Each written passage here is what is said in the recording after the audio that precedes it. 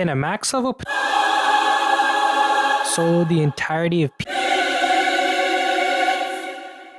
So normally, Potato Mine is a 25 sun cost plant with an obnoxious recharge rate of 20 seconds. But what if it was a 0 cost plant with a recharge of only 5 seconds and also a secret ability? Now this may seem overpowered, but there are many different zombies that could still easily overwhelm the Potato Mine. So let's see how it puts up against them. But before we begin, here are the rules. Only Potato Mine, no power-ups or Zen Garden, skip all levels that force the use of another plant, and lastly, pre-placed plants are fine, but I'll try my best to shovel them. Alright, let's begin. Day 1 of Ancient Egypt starts off pretty normal, but if you take a closer look at my Potato Mine, you might notice a slight difference compared to my previous max level plant solos. The Potato Mine is Mastery 200, the true max level. Normally, I prefer avoiding Mastery levels because they are honestly too broken and end up making the challenge kind of boring. But this time, it was needed because I didn't want to say this, but Potato Mine kind of sucks by itself. But with Mastery, it gives itself a chance to plant food on placement. And with a couple of plant food and Potato Mines, I was easily able to beat Day 1.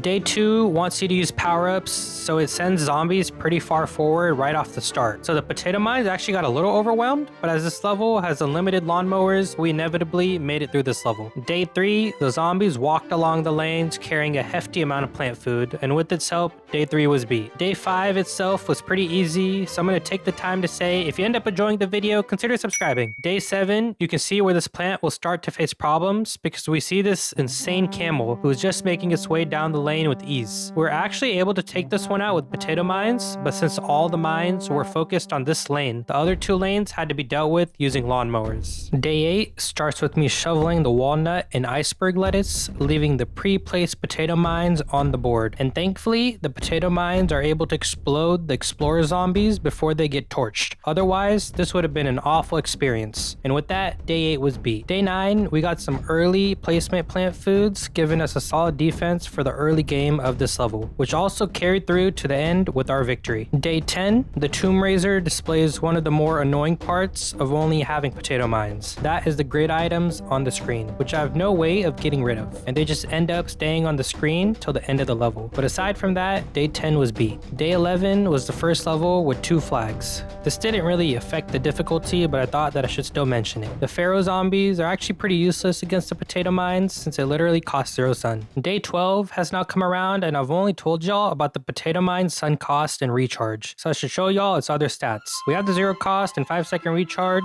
and then 2400 damage, which is insane in itself, but I'm pretty sure the Mastery makes it do even more. It has 900 health and 9-second arming time, 2 damage pierce, which I'll be honest, I don't actually know what it does. And lastly, one of the most important stats is the about 1 in 5 chance to boost when placing it down. This is especially overpowered because the plant food of the Potato Mine completely skips over its arming time, which is extremely important later on. And with that, Day 12 was beat. Day 13 actually has one of the scarier challenge levels for Potato Mine, being the mold colonies. This level particularly wasn't too tough as it's Ancient Egypt, but later on they become a semi-problem as they limit a good chunk of the map, which is very detrimental to the effectiveness of the Potato Mine. But again, as this was in Ancient Egypt, Day 13 was beat. As we've reached Day 14 and have a little over 2,000 coins, I should mention another thing I've added to these challenges, and that is I'll be starting all of them with 0 coins, and we'll be allowing the buying of plant food using the coins, since the plants themselves have technically earned them. Power-ups are still banned as those would just kill the entire point of the challenge, but plant food still relies on the attacker being the plant that is being put through the test. And with that, Day 14 was beat. Day 15, we're given the task of protecting these 3 sunflowers, which are probably the worst plants we could be given to protect since they're extremely feeble, and since the Potato Mine costs 0 sun, the sun production from the flowers literally is useless. But with some lucky plant food, we're easily able to beat Day 15. Day 16 wasn't anything special with 2 flags and pretty simple zombies. The only annoyance was the tombstones taking up half the map,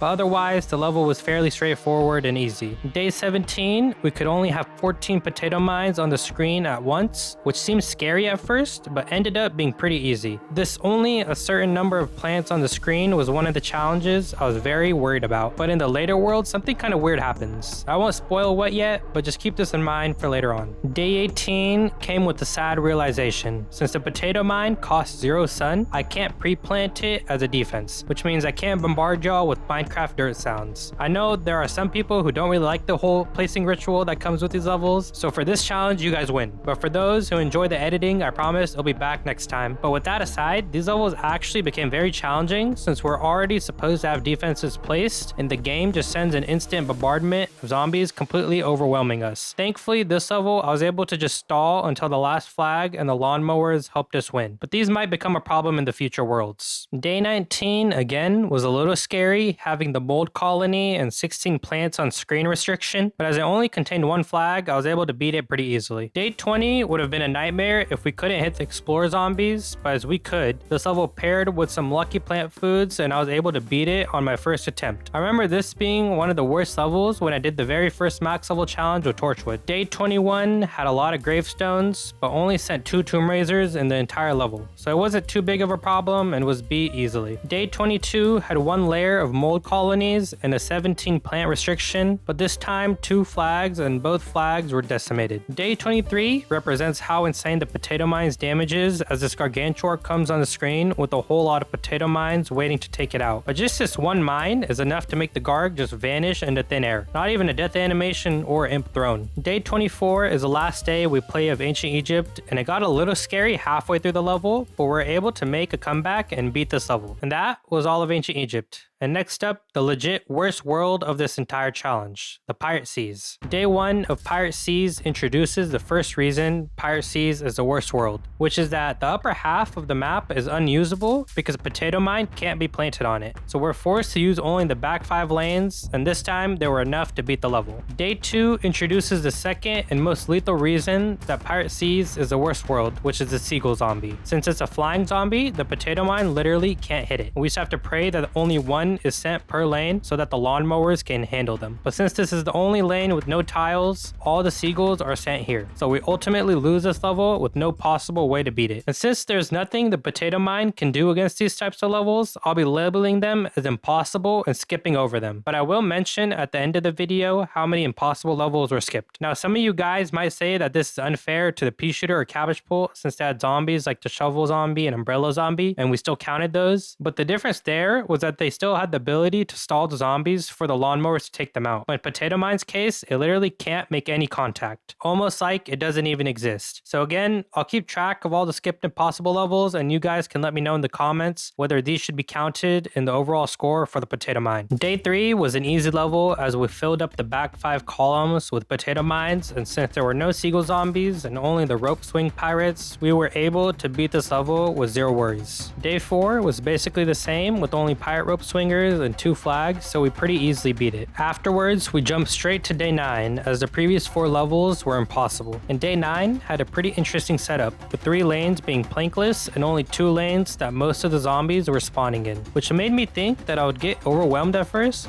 but it ended up being pretty easy as the pacing of the zombies coming in was fairly slow. Day 10 seemed to be going pretty well for the first half, but then the second flag brought in seagulls, and then inevitably more seagulls in the same lanes, making this level also impossible. Days 11 and 14 were the same. Day 15 was interesting as we had to stop the zombies from trampling these flowers, and as they were 1 lane from the back, we're given even less space to work with. For some reason, I started off by planting potato mines in the very back, which makes them pointless, so later I started planting them in front of the flowers, and the imp cannons this level were definitely the scariest thing, but we were able to get down a decent amount of potato mines and ended up beating day 15. Day 16, things got even more interesting because we had to protect these 2 spring beans, and of course we couldn't place the potato mines in front of them, leaving us to the only option of using the spring beans themselves and their plant food to defeat the pirates of this level. The first few zombies were pretty easy, but then they started coming in groups, and it was the barrel rollers who, even if they are thrown into the sea, the imps still pop out, giving the sleeping beans another hurdle to climb over. Even though we're given enough plant food for the most part, we got ourselves into a bit of a pickle with this situation. 0 plant food and 2 too many zombies for the spring beans to handle themselves, so as they launched their first zombie, I had to quickly make a decision to use our very first 1000 coins to buy a plant food, and using it basically at the last second to take out this horde, who thankfully were carrying 2 more plant food themselves, making the rest of this level pretty easy to beat. 17 through 21 are skipped. Day 22 was the first true challenge level, as it's a prep your defenses level, but since we can't prep, the zombies start to overwhelm the potato mines like crazy. On the first attempt, it seemed to be going okay, and then the imp cannons start exploding and sending out too many imps, and before even reaching the final wave, all the lawnmowers had been taken and our house had been breached. So I instantly knew that I was going to have to use my coins to buy plant food. And this is exactly what I did on the second attempt, buying plant food whenever necessary. And doing this, I actually used up all 6,000 coins and we made it to the last wave. But with no lawnmowers, no coins for plant food, and too many imp cannons ready to explode, we still lost. And I was forced to give up because I had no more coins to spend, and buying 6 plant food still wasn't enough. So day 22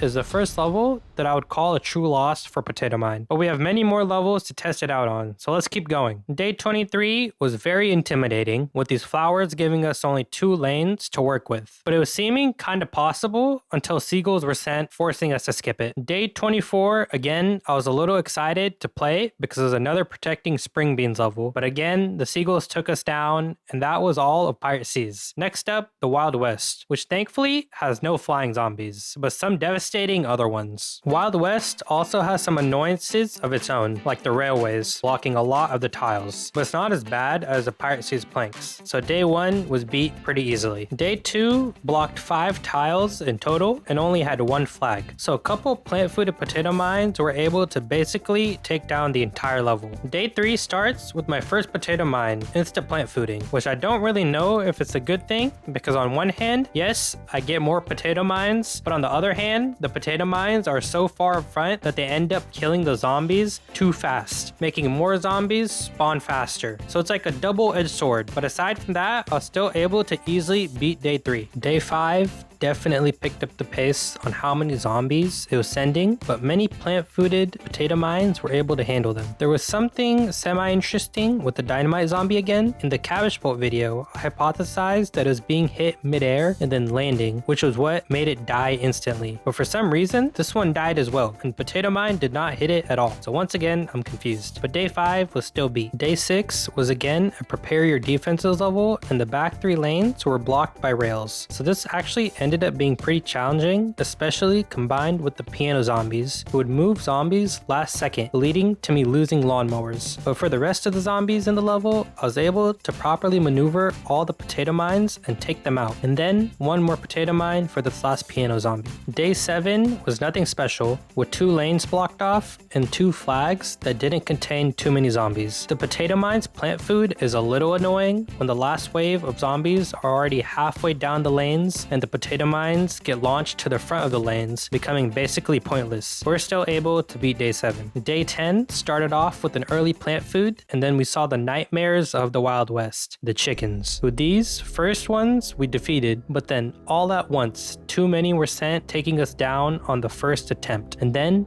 also on the second, and also the third, on so many attempts that I was forced to give up, making day 10 of Wild West unbeatable with the max level potato mine. And this is supposed to be the level with the lowest number of chickens. I'm definitely cooked in the near future. Day 11 has the easiest challenge level, which is spending only 500 sun, and because the potato mines cost 0, this does nothing, so we beat it with 0 problems. Day 13 contains bulls, who get 1 shot, and then some annoying prospector zombies, but it was also beat fairly easily. Day 14 is the return of the chicken wranglers, and we won't waste any time on this one. It was also extremely impossible, just because of the sheer amount of chickens, and the potato mines could only take out a couple at a time, so we lost, and day 14 of Wild West was also unbeatable. Day 16 slowed things down a bit with no chickens and the challenge to defend this walnut, and with the non-problematic zombies that enveloped this level, we were able to push through with close to no resistance. Day 17, I again was being a little slow and started off by placing the potato mines in the back when we had to protect these flowers, but before placing the 5th one, I caught myself and started placing them in front of the flowers. And honestly, this level was pretty easy itself as well. Day 18, however, was the exact opposite, being a prep your defenses level, and the chickens were being sent so early that legit with anything I would do, I couldn't make it past the first third of the level. And so, day 18 of Wild West was also unbeatable. Honestly, it's looking pretty bad for the potato mine. I don't know if there's any chance if it can even come close to the pea shooter or cabbage pole at this point, but let's keep going and find out. Day 21 was a spending a certain amount of sun and protect the flowers level, and it was pretty simple most of the level, and then at the end, these prospectors got a little scary when they jumped over, but I was able to quickly plant some potato mines, take care of them, and day 21. Day 22 had a lot of rail tracks and chickens, and this being the worst combo, the potato mines got kind of decimated on this level as well, counting towards another loss for them. Day 24, you might have guessed it, contained more chickens, and I tried everything from plant fooding the potato mines to even plant fooding the walnuts, but nothing seemed to work, making for another potato mine loss. And that was all the Wild West. Hopefully Frostbite Caves serves the potato mine better. Day 1 of Frostbite Caves is pretty easy, as it only sends in a couple of zombies with no special challenges thrown our way.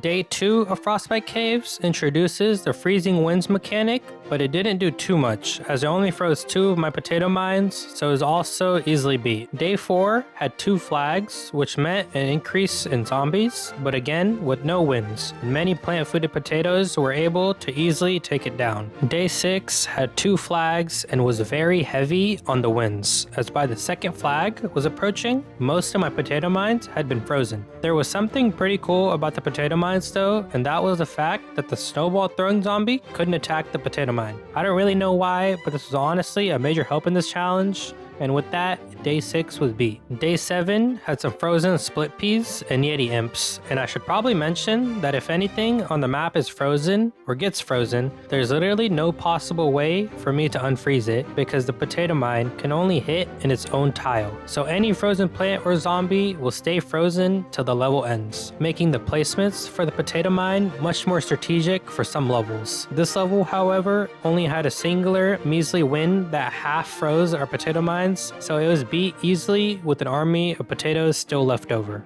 Day 9 was pretty easy in itself as it had no windstorms, but it did introduce another challenge within Frostbite Caves, which were the dodo zombies, who thankfully don't infinitely fly like the seagulls, so the few sent this time were easily defeated. Day 11 was a whole different story because I was not prepared for the amount of dodos that would be sent in the top 2 lanes alongside some pretty well placed windstorms by the game. And this disastrous combo took me out on my first attempt, and on the second attempt it got extremely close in the middle lane, but thankfully the dodo ran out of steam and the potato mine was able to defeat it. And then the rest of the level were just normal zombies who we easily beat. Day 12 was a fairly simple level with only 1 flag. There was this wind that froze a lot of our potato mines, but this wasn't too big of a deal with all the space left, so we eventually beat day 12. Day 13 was a little spooky because we had to protect these flowers in the back, and there were 4 flags to deal with, and also windstorms. Thankfully, only 2 tiles and the important 3 rows were frozen,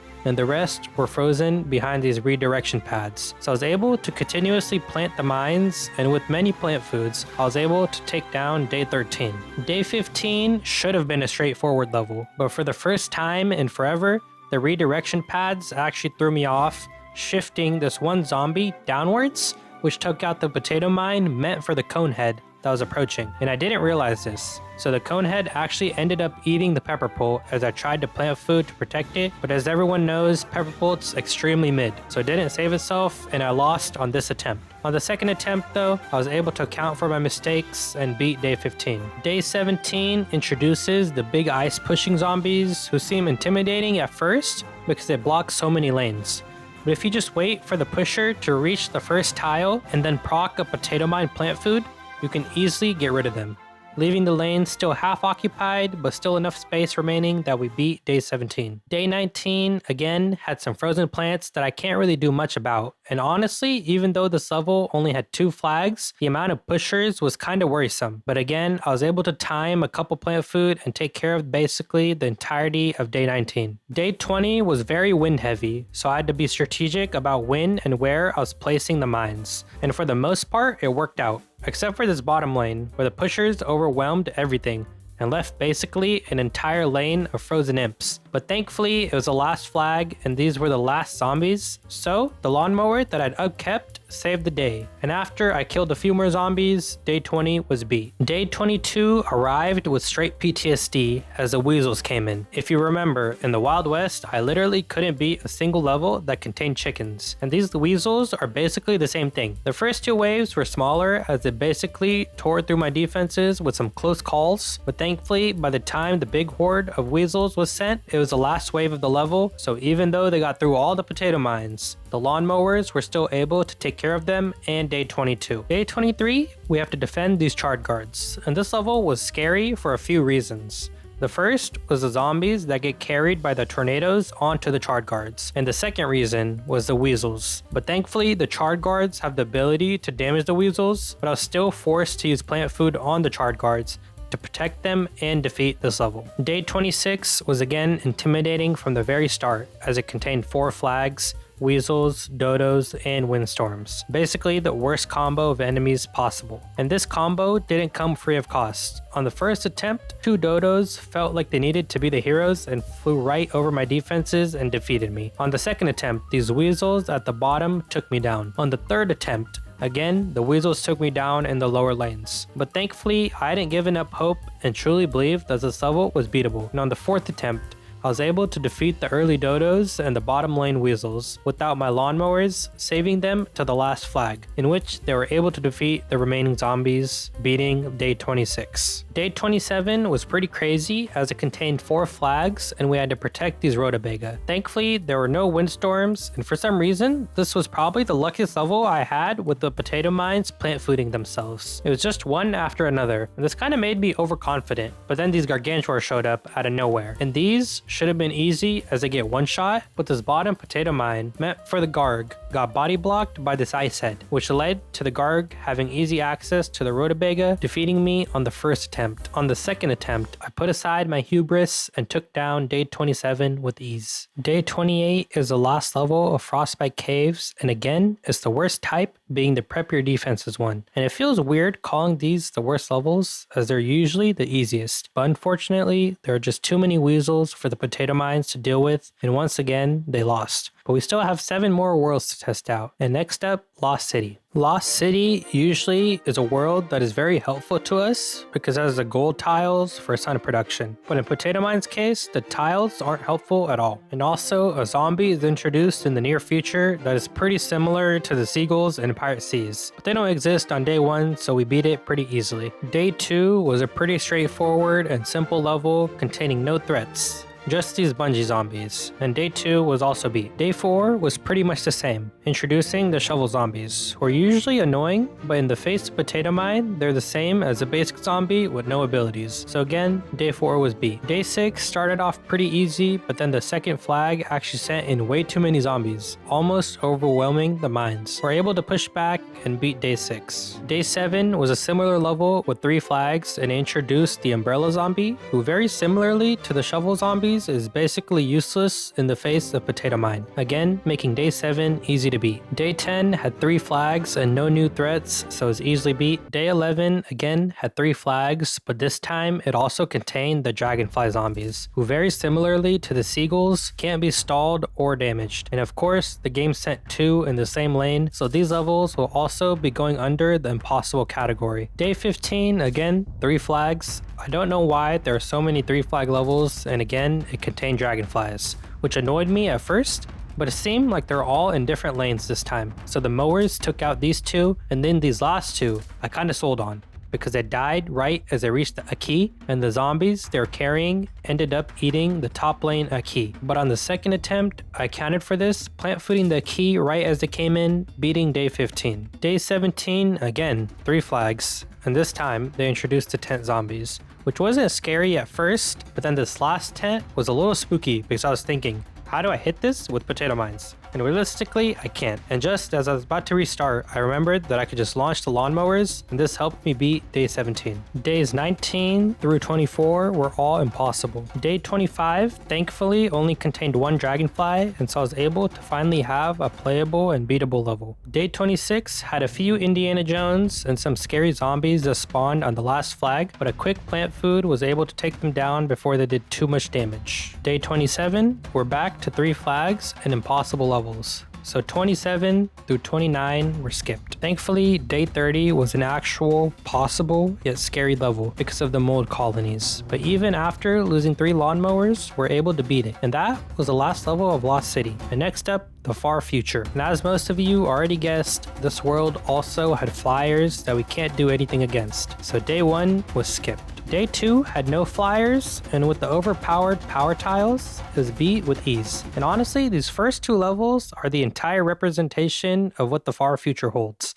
Either the levels are too easy because of the power tiles, or they're impossible because of the flyers. And for this reason, I'm just going to speed past it. Thankfully, after Far Future, there are no more devastating flyers, so we actually get some normal gameplay. And next up, the Dark Ages. Normally in the Dark Ages, I allowed the use of Goldblum as a sun production, but this time there's no need. So for the first time, this is a true only 1 plant challenge. And like any other night 1, Dark Ages was also beat very easily. Night 2 also only had 1 flag. You can definitely tell that the number of zombies in Dark Ages is a lot higher than the previous worlds, but so far there haven't been anything too challenging, so Night 2 was also beat. Night 3 of Dark Ages consisted of a lot of gravestones towards the front of the level, which is very similar to the mold colonies in some of the other levels that we've played, because the graves are unbreakable, basically blocking the lanes forever. But since, again, only straightforward zombies were sent, I was able to beat Night 3 as well. Night 5 consisted of a lot less gravestones, which was nice, but as the level went on, more would spawn. This level also had 2 flags, which meant more zombies, as well as the introduction of jesters. Thankfully, for the first time in a while, the jesters weren't actually able to do anything, so we beat Night 5 as well. Night 6 contained too many gravestones for my liking all over the map, but thankfully the very front lane was free, which allowed for the plant-footed potatoes to make easy work of the zombies, and they did it pretty fast, beating Night 6. Night 7 started with less graves, but again, added more as the level progressed,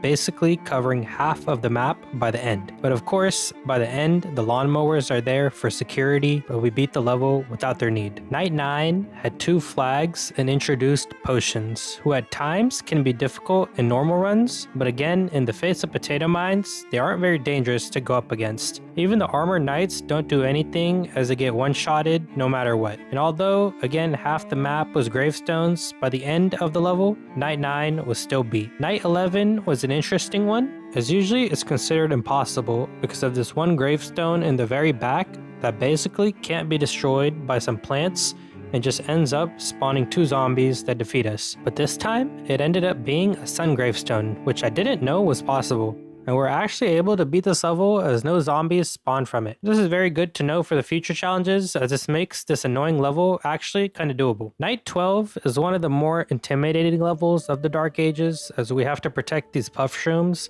And with both jesters and wizards being sent, this becomes very annoying because we have to try and keep the jesters out of the puff shrooms range. But of course, the game blocks off the front 3 columns with gravestones, so it makes for too many close calls. And right here, I thought that I almost lost, as most of my potatoes had turned to sheep. But with some quick thinking, I bought a plant food with our reserved 12,000 coins and plant fooded the puff shrooms, taking out the wizards and basically making a pathway into beating the rest of Night 12. Day 15 has 1 flag and sends an early horde of jesters, who are quickly dealt with by my plant fooded potato mine, and a little after halfway through the level, I actually end up losing some lawnmowers because some wizards were being a little annoying. But after defending against this, the last wave was sent and I had to buy 1 plant food to take care of these 3 zombies that were almost at the end of the lane with no lawnmowers. And I was about to do the same for these wizards, but missed the front one by the smallest margin, forcing me to restart this level. On the second attempt, however, I was prepared for the wizards and this level became much easier and was beat. Night 16 consisted of 2 flags and introduced the king zombie, which at first I was like, oh no, it's just gonna make infinite knights. But then I realized that the knights are basically the same as basic zombies when put up against a potato mine. So the king became pointless and committed self-beheading at the end of the level. Night 17 was basically the same with a couple wizards and jesters who didn't do much. Night 19 is the last level we play in the Dark Ages, and honestly it was the most challenging one because we really only have 3 lanes to work with. And by the time the first flag comes in, we only have a singular lane to make use of our potato mines to protect the magnet shroom.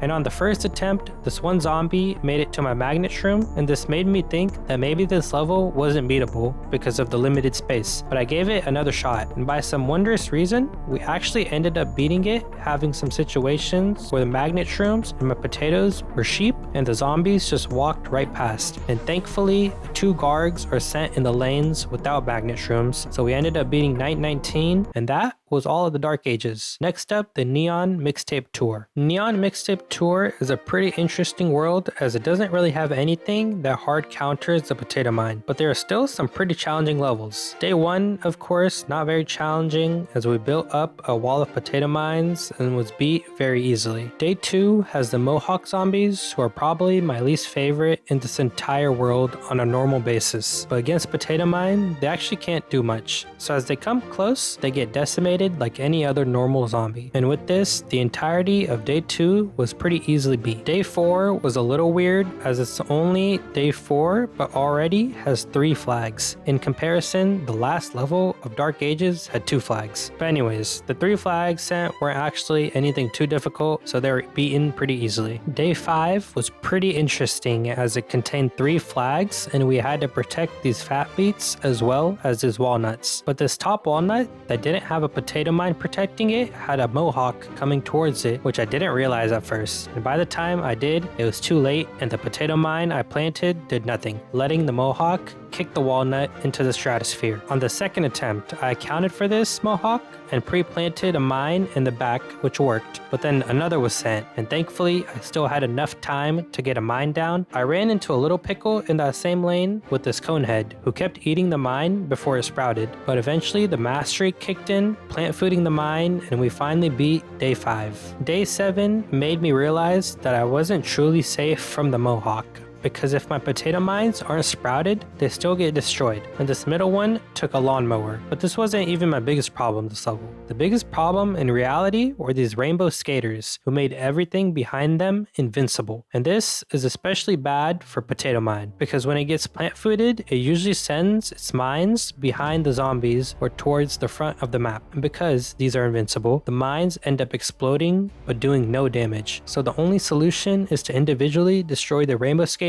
first and then target those behind it. And as I wasn't ready for this at first, this middle lane of zombies actually made it all the way through to the house, taking us down. On the second attempt, I was prepared for that first mohawk who I took down without losing a lawnmower. And then I tried my best to beat the rainbow skaters without the use of lawnmowers, but there were too many, so both the top and bottom lanes were forced to use the lawnmowers. And by the time the second flag was about to come in, it was looking a little scary, but as the big wave came in, the potato mines, plant foods procced at the perfect times, landing in the front right as the skaters came in, taking them out and making the rest of day 7 very possible to beat, which we did. Day 8 had 3 flags and again a lot more rainbow skaters. This first one was beat instantly, and thankfully the first big wave sent the other 2 in the lanes that had potato mines waiting for them. But another scary sight were all these mohawks just ready to tear through the lanes all the way to the lawnmowers. But they didn't this time. But when the third flag came in, it sent in way too many mohawks, which of course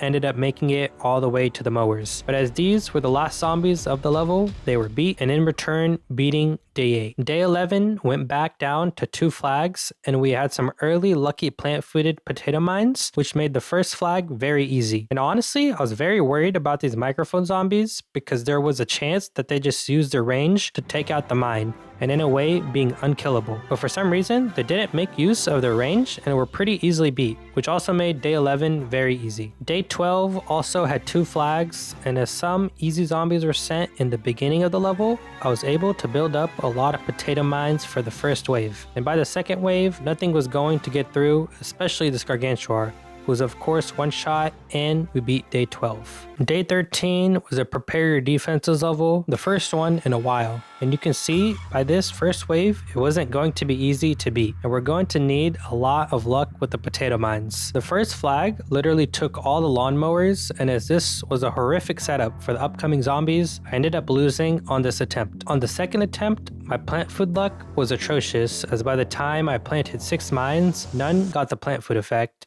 And I used one of my own, but as I explained earlier, with how the potatoes land in the very front, most of the zombies were invincible and just didn't die. So I decided to just restart. On the third attempt, I was much luckier as both my second and third potato mine plant fooded themselves, which led to me beating some of the rainbow skaters. But the outcome was still the same as the first attempt, as I ended up taking all the mowers and the next horde of zombies got through, making me once again lose. But I was still determined and felt like this level was very beatable. The fourth attempt, again, was the same as the first and third attempt. The fifth attempt, however, was where things shifted, as the first 2 mines I still placed in the back, and after one plant fooded itself, I shifted my placements closer to the front, and this actually made a difference as we beat the skaters a little earlier than normal. I started to make use of my saved up coins to buy plant food, and it's made it so we only lost 2 mowers instead of all 5 to the first flag. As the last wave was approaching, there was a lot of zombies on the screen, but I only really had to worry about the bottom 2 lanes because the top 3 lanes still had their mowers. And as the top 3 were taken care of, the bottom middle only had 1 bucket head left, and the very bottom lane had a few zombies left, but as there weren't any more skaters, they were all beaten without a problem, finally allowing us to beat day 13. Day 15, we're tasked to protect these 5 fat beats, and this in a way is very limiting for the potato mines because we only have the front 4 lanes to work with, as planting behind the fat beats does basically nothing. And this is also bad because it makes the lawnmowers pointless. The first few mohawks that came in kicking were very frightening, but we dealt with them and most of the other zombies in this level.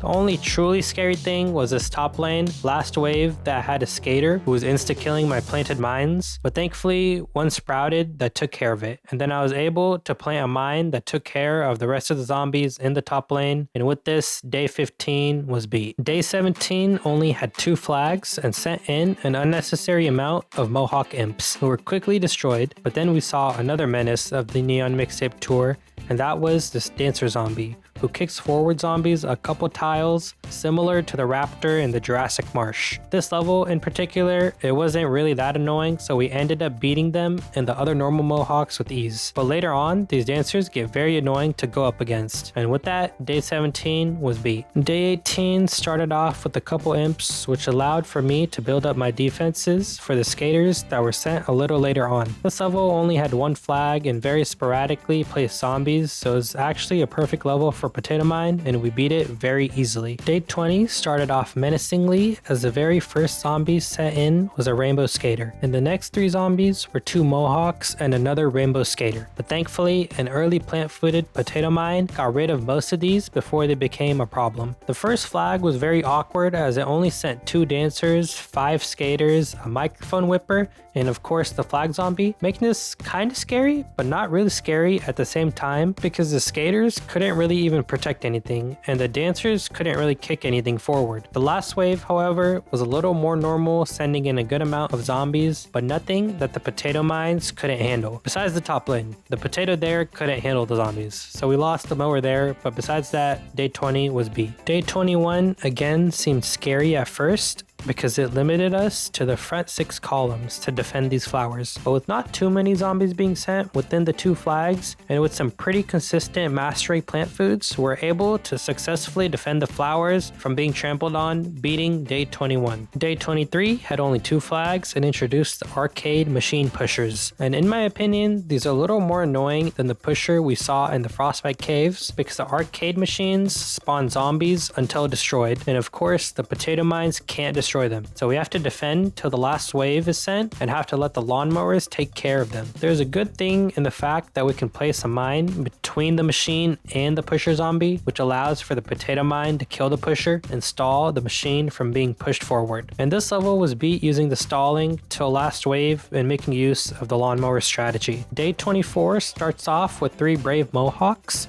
who we easily defend against, but then the level starts to apply consistent pressure on us as the first flag approaches with dancers and arcade machines. And as soon as we beat the dancers, the second wave is sent. And halfway to beating the second wave, the third wave is sent. And in the moment, this felt horrifying, but then came the realization that this was a good thing because it basically compacts the level into a bundle that allows the lawnmowers to take out all the zombies at once. And that's exactly what happened. And day 24 was beat. Day 25 was a little unnerving as it was day 25 but only had 1 flag, and it was sending zombies at a very slow pace at first, which told me that I was about to get bombarded at the end. But honestly, even the last wave wasn't too bad, and we beat day 25. Day 26, I remembered that the Mohawks are sent in the spore shroom lanes, so I let the Mohawks push the shrooms back a little before placing mines. And after the fact, I started spamming potato mines, and day 26 was beat pretty easily, successfully defending the spore shroom. Day 28 introduced another semi-annoying zombie, which was a zombie that carries the radio and basically hypnotizes your plants for a short period of time, making them useless. The first few radio zombies were pretty easily beat as the potato mines didn't even give them a chance to thrive, but after the first flag, a small group of zombies and radioheads took some of our lawnmowers. I wasn't too worried about this as we were doing pretty well against the second big wave,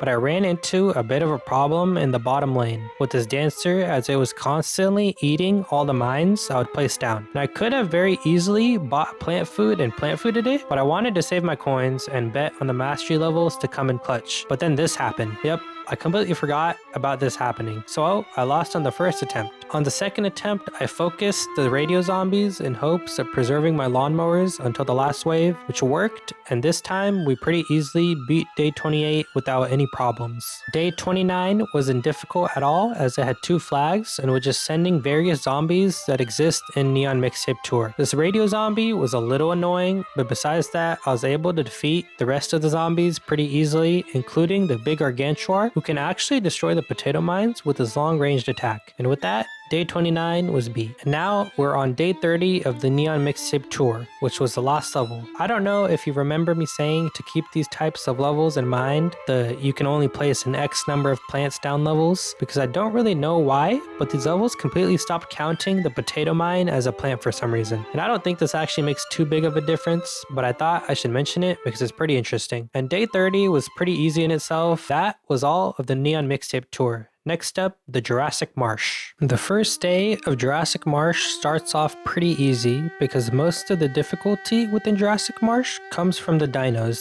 and as day 1 doesn't have any, is beat fairly easily. Day 2, we see our first dino, the raptor, who is actually putting some pressure on us even on day 2. But as I slowly survived to the last big wave, I spammed all my remaining plant food, which was enough to beat the level. Day 4 was basically the same as day 2, with the raptors being the only dinos in the level. The amount of raptors definitely picked up a bit, but my wall of potato mines was able to handle all the zombies sent in. Day 5, again, had only 2 flags and less zombies and raptors than the previous couple levels, so it was also beaten very easily. Day 6 had an early plant-fooded potato mine, which led to the next wave of zombies being sent in early, and this included the Stegosaurus, who also launches zombies forward, but can also throw them into a different lane. But again, this power of the Stego isn't too scary, so all the zombies on day 6 were also defeated without a problem. Day 8 showed up with an early raptor and conehead who terrorized the middle lane. But I was able to get a potato mine off in time that took care of the conehead, and that was the only zombie that the raptor boosted as it left right after. The first big wave had a couple of raptors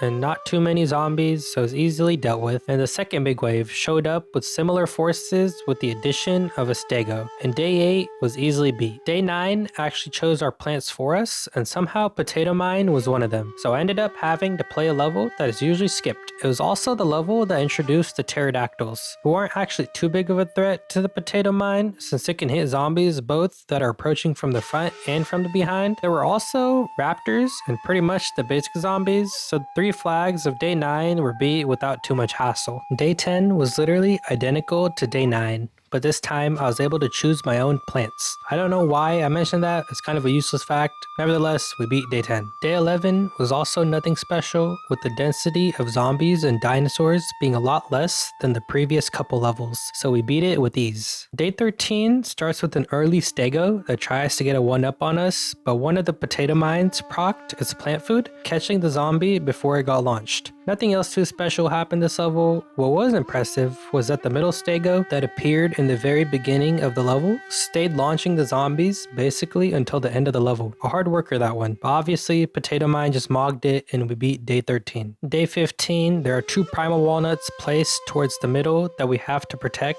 so we do exactly that by overplanting potato mines in front of them, all while neglecting the other lanes. This level isn't too bad in general. You just have to be a little careful that the raptor doesn't kick a zombie right onto the primal walnut, which would make it impossible for the potato mine to hit them. And thankfully that didn't happen this time, and I was able to beat this level with only the loss of 1 lawnmower in the bottom lane. Day 17 starts with a singular basic zombie that somehow 2 plant-fooded potato mines missed, so by the time the next zombies were sent in, I already had a lot of defenses to deal with them, which made the level go by really fast. Day 18 introduces my least favorite dino in the Jurassic Marsh, the T-Rex, who function-wise makes all the zombies go super speed mode, which can be deadly if you aren't prepared for it. But even though the T-Rex's function is deadly, PopCap really did it dirty by making it look so happy. I never would have guessed that this was a T-Rex back in the day without having looked it up. Aside from the T-Rex slander, on the final big wave, I placed a potato mine for the singular zombie, which I thought was enough,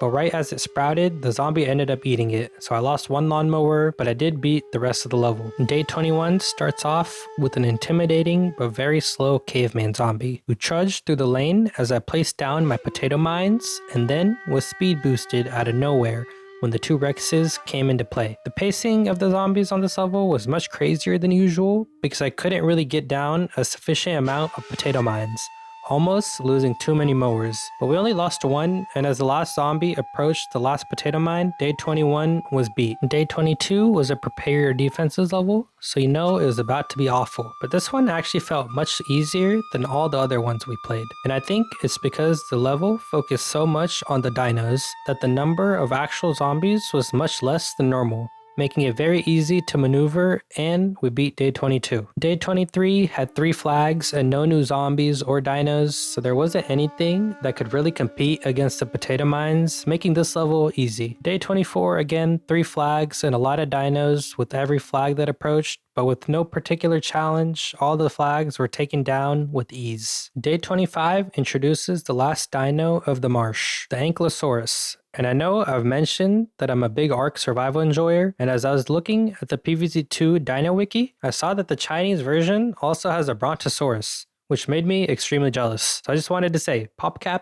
please give us the Bronto. That would be cool and amazing. Also, the Beelzebufo would be peak while you're at it. One of my personal favorite Ark Tims. But with that aside, day 25 was beat. Day 26 actually took me by surprise at first because the Anki launched a zombie that took the lawnmower, and then another 2, which ended up defeating me on my first attempt. But on the second attempt, I hard focused that top lane, making sure there was always a potato mine sprouted so that nothing got past, and it ended up working out. Day 27 was only 1 flag with a lot of imps, pterodactyls, and Ankis, which actually led to us losing 3 mowers, but we still won. Day 28 started off really fast paced, but as the level went on, the pace kind of dimmed down, and we're pretty easily able to beat the 2 big waves. Day 30 is the last level of the Jurassic Marsh, and it contained 4 flags, with the first one being pretty easy, but the other 3 threw gargs at us, which were actually also pretty easy, and that was all of the Jurassic Marsh. Next up, the Big Wave Beach. Big Wave Beach was honestly one of the most painful yet interesting experiences of this entire run. The painful part was waiting for literally every zombie to make its way down the lane to get exploded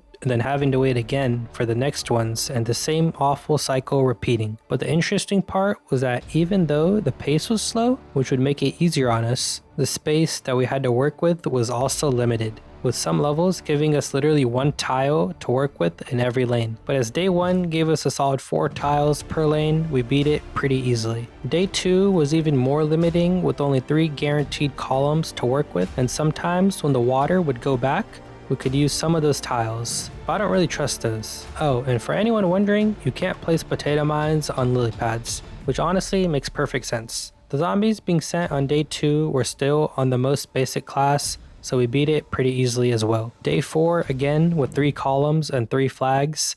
These big wave beach levels were basically taking twice as long to beat compared to all the other levels. It's becoming a try not to sleep challenge in these early levels, but it gets much more interesting when the dangerous zombies start to come in. But again, day 4 was beat without any problem. Day 6 got even more limiting, with only 2 main columns to work with. Thankfully, the pacing of the zombies was still the same, so I could constantly place the mine when destroyed and not have to worry about any close calls. There was a lot of scuba zombies this level who don't really make much difference against potato mine, as basically every zombie is a scuba zombie put up against potato mine, or I guess you could say that every scuba zombie is a basic zombie. Either or. Day 6 only had 2 flags, so it was beat a little faster than the previous ones. And then day 7 took all of our lanes. And even though I knew it was most likely an impossible level, I still gave it a shot. And it was working up until we got towards the end, where the water took up all the lanes and the zombies got through with no defenses against them. These levels will also be going under the impossible category. Day 9, however, can't go under the impossible category because we do have 1 tile to work with in every lane, which truly seemed insane and impossible at first, but as the first 2 big waves went by, I realized that this might actually be doable. The 3rd flag swept back all the water, which temporarily gave us more space to work with, and that was truly all we needed, because even though the water had basically swallowed up all the columns by the 4th flag, we still had our lawnmowers as backup.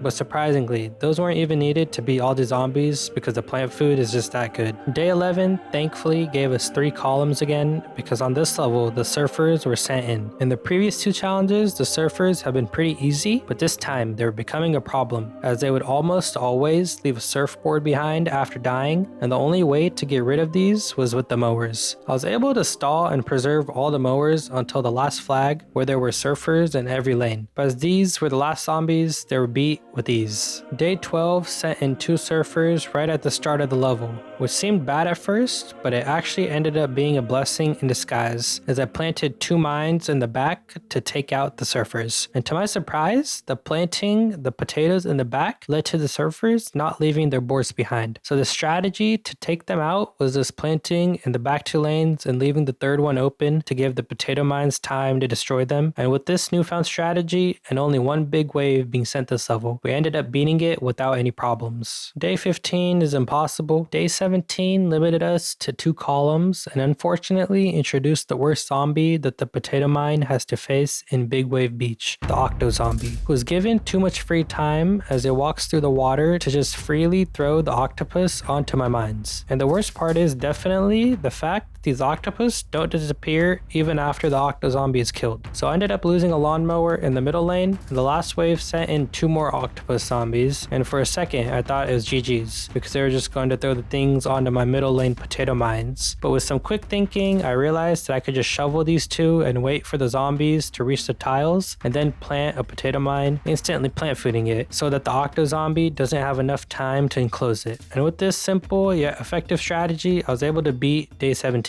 Day 19 also limited us to 2 columns, which was a little annoying against the surfer zombie, but not too many were sent, so we're good on that part. There was an Octo Zombie near the 2nd flag who we kind of barely outmaneuvered right here, and then the Octo itself was dealt with pretty easily, and then another spawned out of nowhere, but a very lucky plant food took it out, making the rest of this level very easy. Day 20 again, no tiles, so it was impossible. Day 22, back to 3 columns, and also the fisherman zombie was introduced. This was the zombie that I was most worried about entering this world, but to my surprise, it can't actually hit the potato mine, so it's basically like it doesn't even exist. There were 3 Octo Zombies in total sent this level, who we were able to beat using the previously mentioned strategies, and we beat day 22. Day 23 normally is very easy easy, as the bananas are a big help in the zombie fighting cause. But there was a big problem. Because the fisherman can't target the potato mines, it skips right to the banana launchers. And as I don't know the exact timings they spawn at, I had to be very fast and careful with using the banana launchers, specifically on the fisherman. And as I made many mistakes in doing this, day 26 took me 6 attempts to beat, constantly losing to the fisherman, deep sea gargs, and some basic zombies. But again, on the 6th attempt, I was finally able to time everything well enough to beat the level, spending some coins on plant food along the way. Day 25 was also trouble because of the challenges thrown at us. The 3000 sun spending limit wasn't anything, but this challenge of defeating 10 zombies within 5 seconds was a huge problem, as zombies are sent very sporadically, and the potato mine doesn't really specialize in beating a lot of zombies at once. And even though I beat all the zombies in the level, this challenge made us lose. But I realized that the last big wave, which sweeps back all the water, would be my opportunity to make this work. So as the last flag approached on the 2nd attempt, I just started spamming plant food, buying more with coins, and this ended up working, allowing us to beat day 25. And next up,